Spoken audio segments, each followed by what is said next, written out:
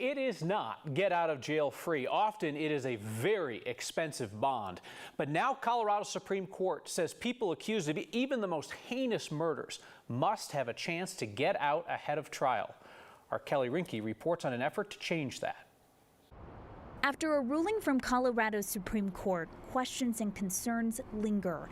The decision started something unprecedented, judges granting first-degree murder suspects bond. That I'm going to have to dig deep into this issue and get some legal minds around this issue. Democratic State Senator Rhonda Fields says she plans to look at a possible bill to see if legislation can keep these people behind bars. This change is happening after lawmakers in 2020 repealed the death penalty. Last week, the state's highest court said because there's no longer a capital punishment, first-degree murder, a capital offense, must be eligible for bond. And I did not see that coming. But that's also unsettling and very troublesome. Senator Fields knows how families must be feeling because her son was murdered in 2005.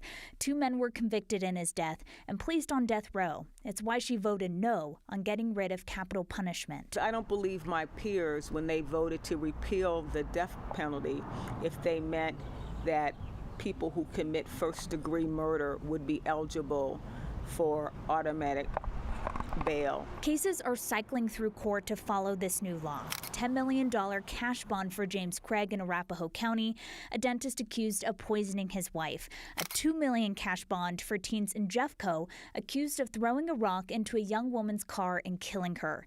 If this ruling came earlier, the suspect in the Club Q mass shooting would have been eligible for bond. But it just opens up the door and the options for all of these offenders to exercise their right. High bonds don't make this issue less serious for her. She believes certainty they won't ever get out before trial is the only answer.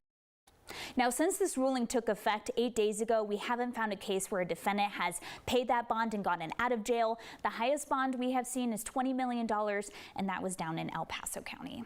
So there are some people clamoring for this to be changed right away. Like for cases in the news now, there's no indication that that's going to happen. No, from what the governor has said, he's basically pointing to state lawmakers. You know, I want you to look at this session. Now, if they wanted to come before January, it would call on the governor to call on a special session. I even asked Senator Fields if she feels that that's necessary. She said, no, I think this can wait until January. We want to take some time and some research to see if this is even possible to fix at the legislative level. So bottom line is, if somebody knows about a heinous case in the news now, that person's going to get a bond. That person is going to get a bond. All right, Kelly Rinke, thank you.